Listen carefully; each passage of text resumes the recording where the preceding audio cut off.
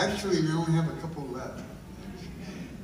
It's interesting because this may be one of the few places in the country where I don't have to explain the Domo part.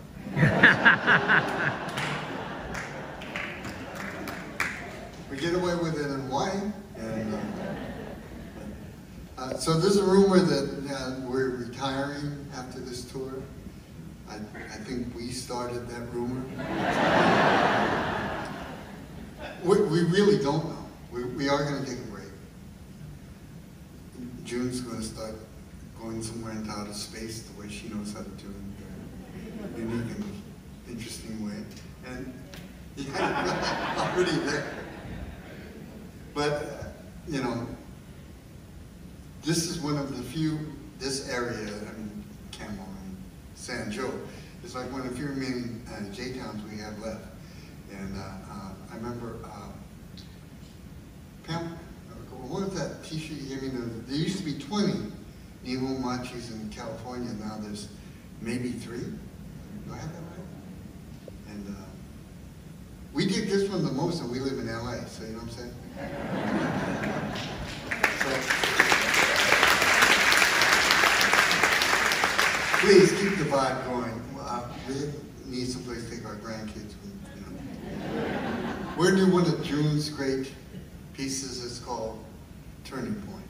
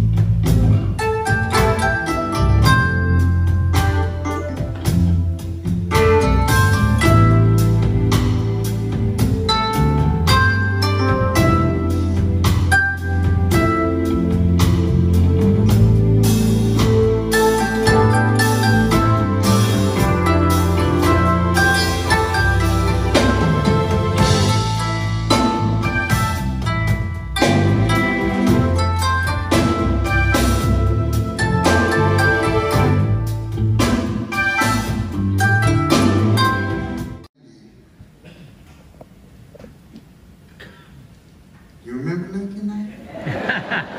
1990, we were, but see, that was like, we get over there? No, we had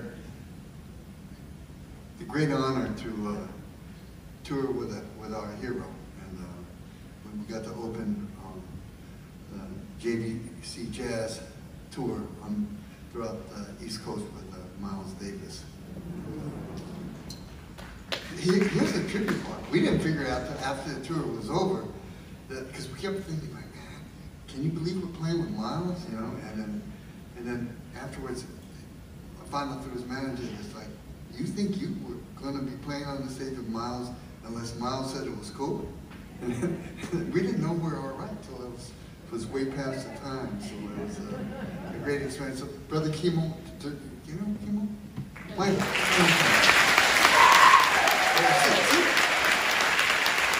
So we came on and we wrote this song for Brother Miles. It's called Time on the Nile.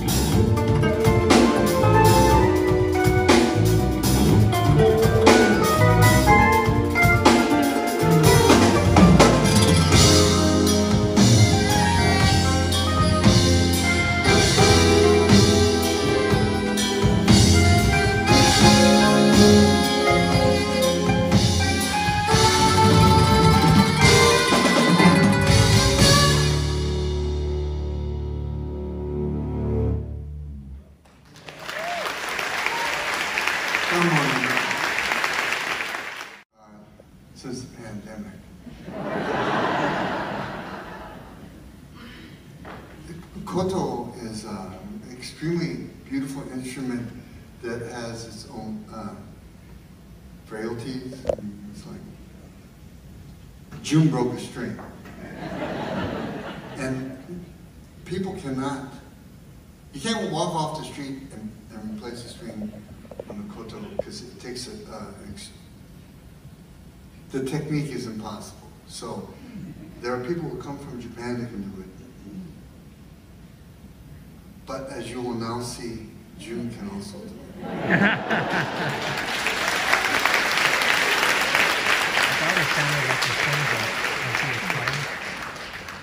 Stanley Clarke, who's probably the greatest bass player in the world, has played with everyone.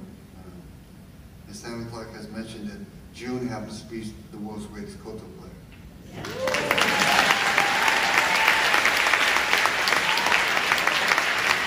So check this out. Last year, June broke her back.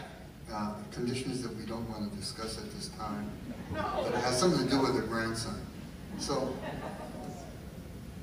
now, trying to heal from a broken back, looking forward to some kind of hiatus. You know, too bad we can't Zoom. Michael, can we Zoom in tomorrow? June is going to now restring her koto, so remember this, because you may have to do this when you go.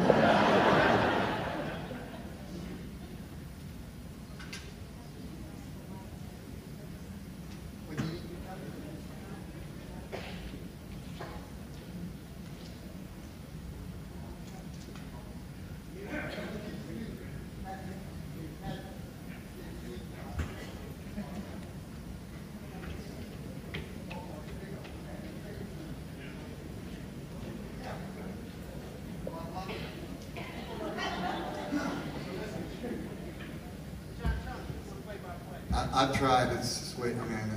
You got to be so strong to do this. It's like crazy.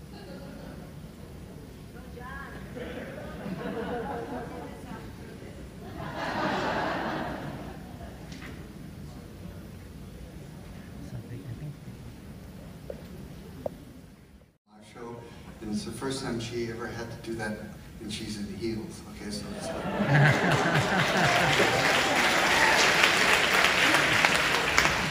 That's called next level, just so you know.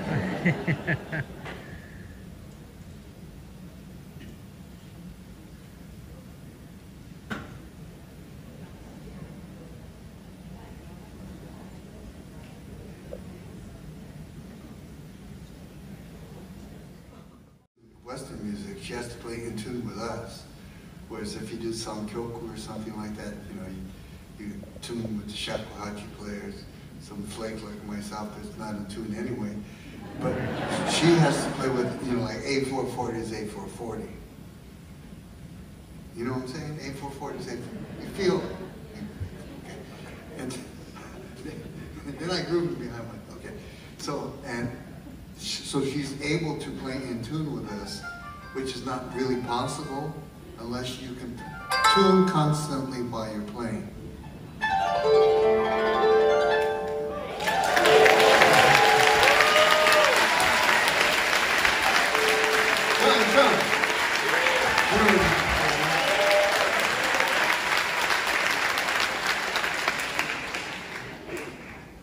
So, do you want to talk story then? Because usually, I usually talk story here while you're tuning.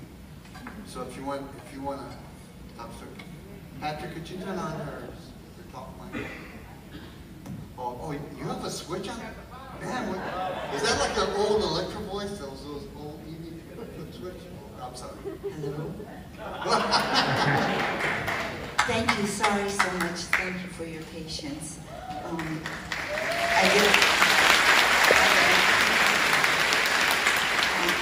think you did a little lesson on how to string a koto, so you know what to do if your koto string breaks. Thank you. The next song we wrote, and it was inspired and dedicated to the Native American people. I truly believe that if there's a way to save Mother Earth, it would be to listen to their teachings, for they truly love and respect all living things. So I hope that you will help me help take care of Mother Earth. Do the little bit that you can. If we all did just a little bit, it does make a difference. So please take care of Mother Earth. This is for all of you, and especially to our children and our children's children.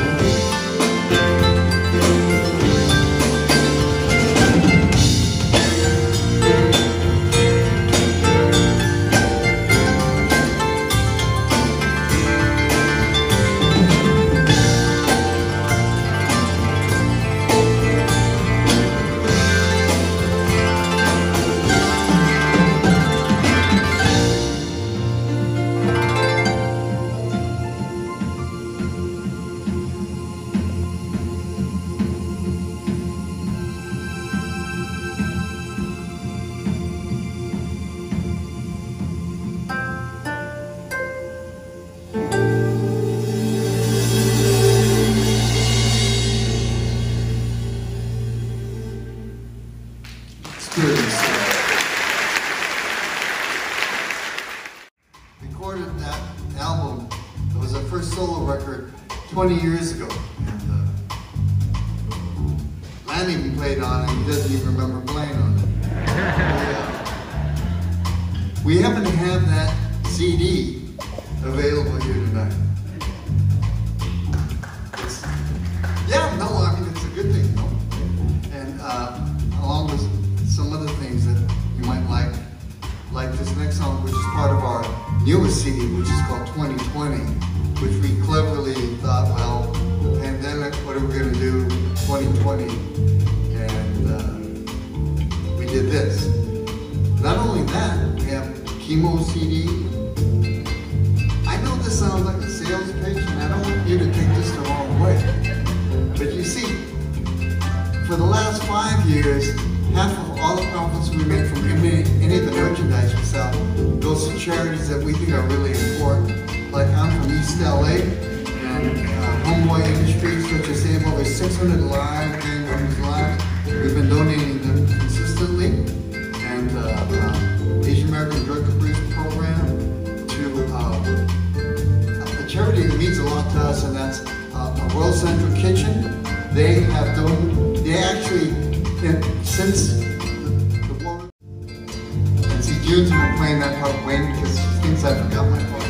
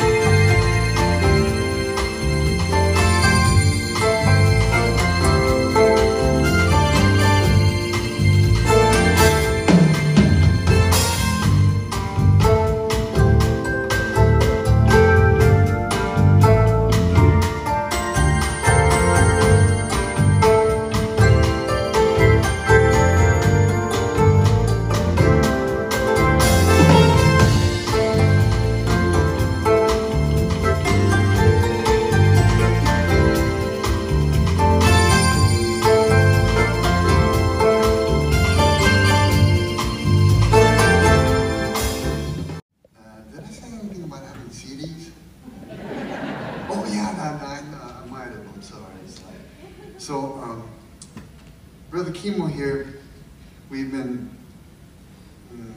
I guess for the last 40, 50 years trying to get him to do his own solo project. And 60, 70, I don't know how many years it was. And ultimately, about a year and a half or so ago, he wrote and created this incredible piece of music. It's called Hawaii State of Mind. And he combines his experiences from growing up in Kalihi and coming to the mainland and playing with all these amazing artists. And in fact, Land and Chemo both played with Al Jarreau at different, I mean, like with everybody. And then putting it all together, and it's not homogenized, it's diverse kinds of music. And it's an amazing project, and oddly enough available in the wild. Having said that, we're going to do a piece from that project that I think you'll know where it's coming from. And see, this is about Chemo's mom, and we lost her a few years ago at the age of 98. And extraordinary, powerful woman, about this tall, and what a really interesting little voice. But you don't mess with Chemo's mom. and a great lady. And every time we went to Hawaii, you know, she would make us these beautiful tea lays by hand and give it to all of us. And hey, never spent a minute in a hospital. At the age of 95, still driving her own car. Some of the Cornwalls would follow her around sometimes, make sure it was good, but was good. And, but she always, everywhere she went, she brought this great aloha with her, and she always wore in her hair a lei, a haku lei. And so Kimball wrote this for his mama. She wore a haku lei.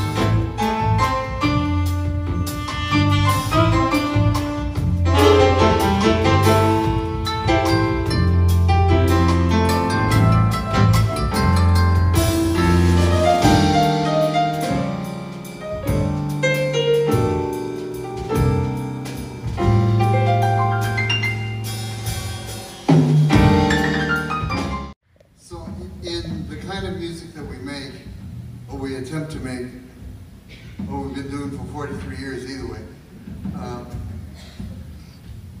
It is beyond a key component. It is the heartbeat of the band, is the drums. And part of our Ohana, our family, for more than 20 years, playing music and can really cook, both musically and in the kitchen. We have a super drum, and part of our family. Please check out the extraordinary Brother Land Richards.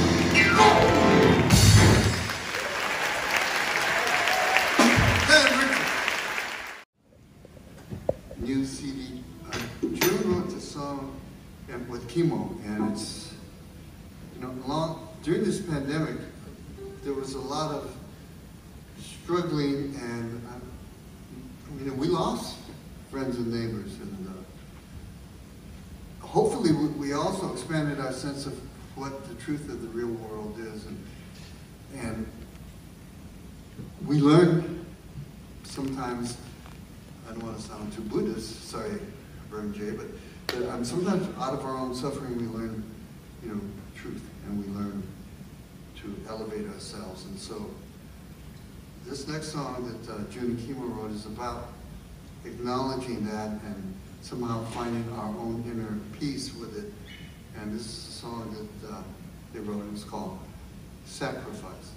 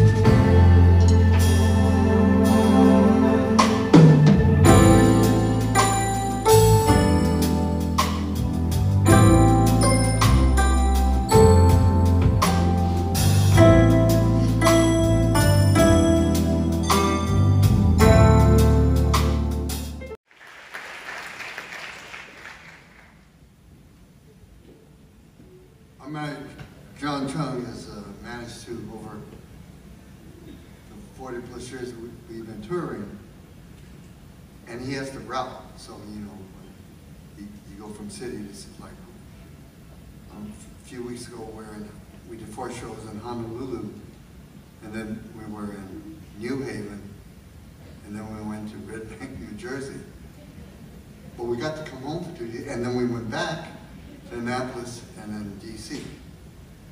Now, those things happen, and that's part of why, it kind of wears you out. Especially, ever notice, is any plane ever on time anymore? Having said that, John Chung, in his ultimate Chinese wisdom, finds us all the best places to eat in every city, and then we route. He routes the tours around the places we like to eat. You would never think that if you went to Detroit, and then we played the Opera House the last time, and you go to Greektown, but you go to Greektown to get really good ribs. There's a place called Red Smoke. So just keep that in mind, Detroit, Greektown, Red Smoke. That's sort of our pattern. And then Kimo, being Hawaiian, I don't know, maybe food's the most important thing, and then the second and third most important thing, food. And so he wrote a song called Mixed Plate, and then he wrote a song, because from actually our favorite local moco place, right, which is, it moved, right? Yeah. Oh, yeah, actually, Cafe 101, that's where local moco was actually invented in Hilo. And me and Kimo, they had the big one is called the Vesuvius. But we ate the small one, it was about this big. And so this song, featuring Kimo, is a song about another restaurant. Our old friend Colin, who we lost about 1.5 years ago, is a place, if you go Ala Moana Shopping Center, the far end, you go Pi'iko, you go down the alley, and it's called Side Street.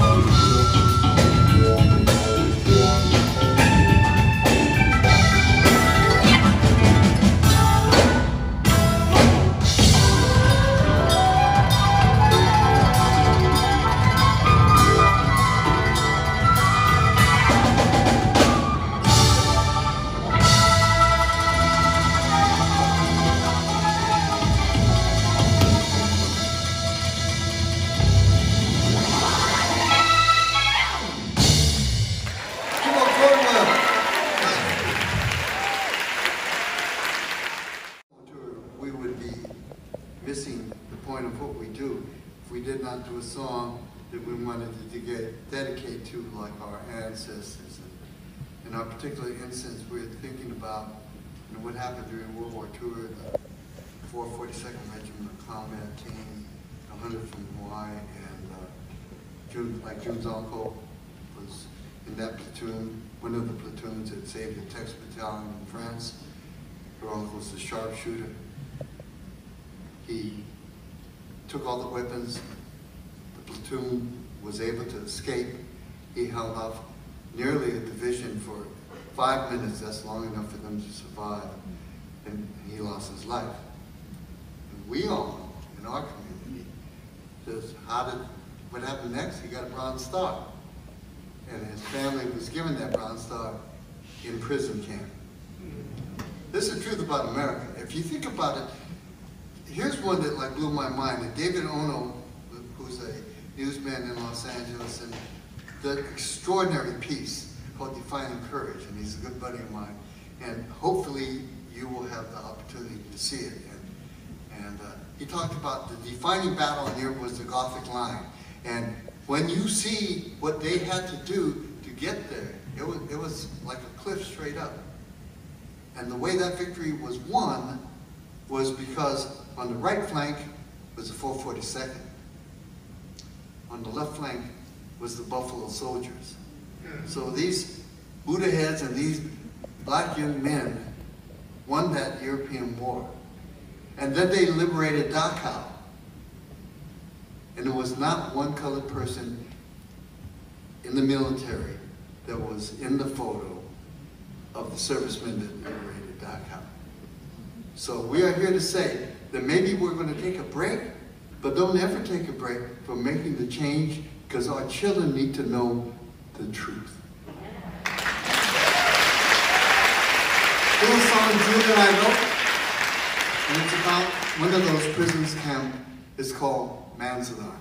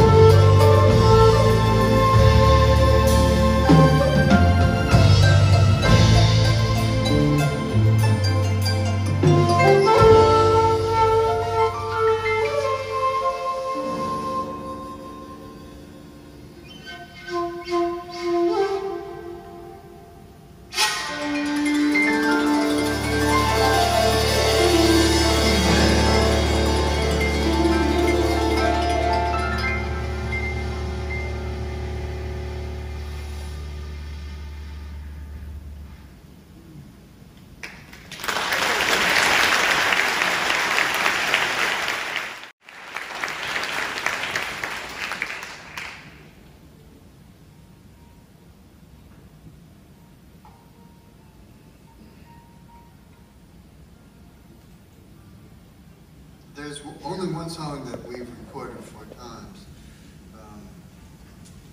It actually had a lot to do with our website and stuff, and we asked people like what their favorite song of ours was, and some might have thought, what? Some people thought it was a song called One Wish or something, but it actually was a song that June wrote some time ago. It's, was she going to explain it? No? I thought, it says that you're going to tell this story. Oh, no. We have notes.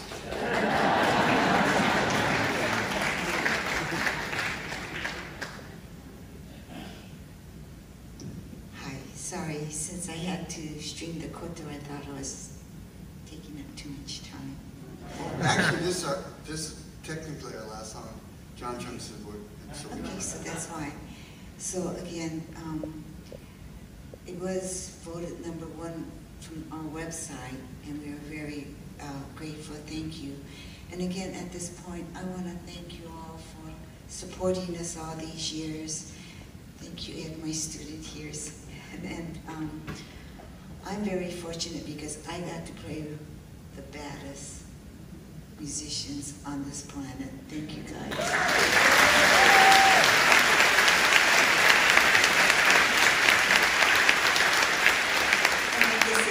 Because now that I'm a grandmother, there's always children in my life. So this was inspired by a book that my daughter, when she was in 5th grade, told me, "Mama, you gotta read this." And so it was a book by Eleanor Kaur called Sadako and 1,000 Paper Folded Cranes. And I was sobbing and crying reading it, and people would call me and they go, "What's wrong?" And I said, "Oh, I'm reading this book, you know." And one of my friends said, "June, you have to write a song about it." And the pressure was on. But after a year or so, we wrote a song, and it's dedicated to you all with a message of hope and peace for all of us. Thank you.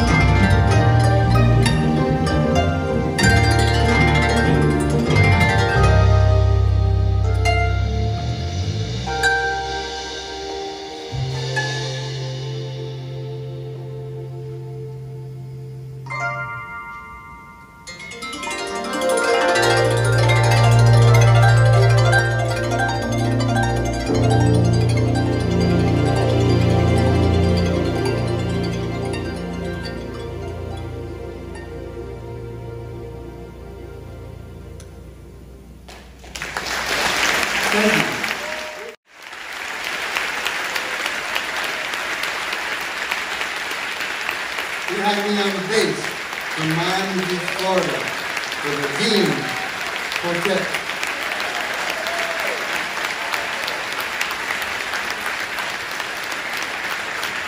From Hawaii, on keyboards, incredible brother, Kimo Konwa.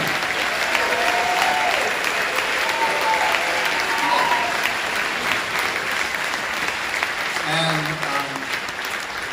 what's her name over here? Former Dorsey High School main princess. The first time you ever heard it, I don't even know if it occurred to you, there was a group in the 80s, that #1 hit single. The group was called Taste of Honey, and they wanted to do a song called Sukiyaki. And then it was like, George Duke called up and said, man, you know, it's like, it's just never gonna work unless June was willing to play on it. And which she did. And that was the first time for many people. You know, here's a weird aside. When we played in Japan one time in Tokyo, and we were playing with T-Square, big outdoor concert. And after the concert, this is a true story, students from Tokyo University, it was just like being in Florida. They ran up to the koto and said, man, I never saw one of these in person. Because in Japan, they had forgotten their own culture. So they only see it on television and stuff, and they don't care. But you all, and in this country, and because of her efforts, it's become alive again. The world's greatest koto player, Miss June.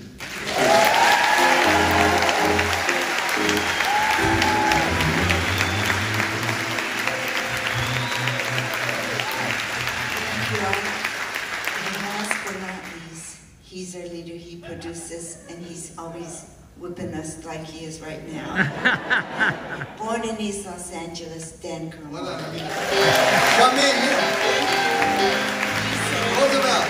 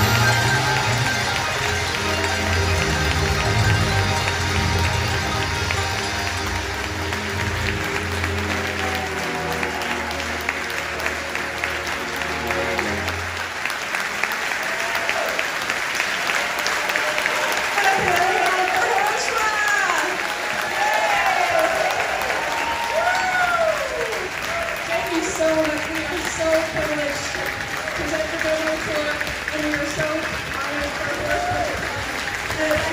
our colleagues to be here as well to come out.